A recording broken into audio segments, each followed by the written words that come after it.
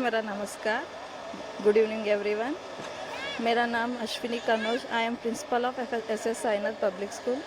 हम आज यहाँ हमारा स्कूल का 4th एनिवर्सरी सेलिब्रेशन कर रहे हैं.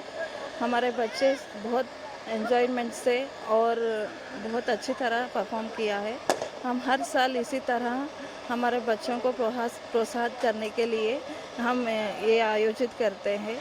हमारे स्कूल में सभी तरह एक्टिविटीज़, कल्चरल एक्टिविटीज़, प्रोग्राम्स और फूड फेस्ट, सभी प्रोग्राम हम आयोजित करते हैं.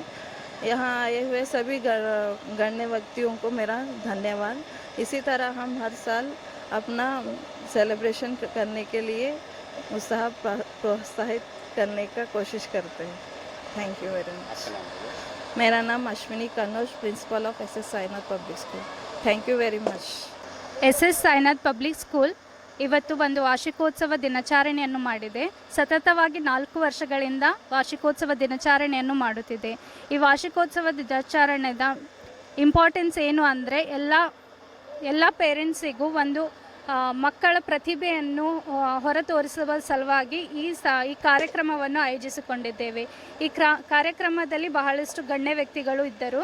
ಅವರೆಲ್ಲರೂ ಮಕ್ಕಳನ್ನು ಪ್ರೋತ್ಸಾಹಪಡಿಸಿ ಅವರಲ್ಲಿರುವಂಥ ಪ್ರತಿಯೊಂದು ಸ್ಕಿಲ್ಸನ್ನು ಹೊರಹಾಕಿದ್ದಾರೆ. ಸ್ಕೂಲಿನ ಮುಖ್ಯಸ್ಥರಾದ ಅಶ್ವಿನಿ ಮ್ಯಾಮ್ ಪ್ರತಿಯೊಂದು ವಿಷಯದಲ್ಲಿ ಮಕ್ಕಳಿಗೆ ಪ್ರೋತ್ಸಾಹ ನೀಡುತ್ತಿದ್ದಾರೆ.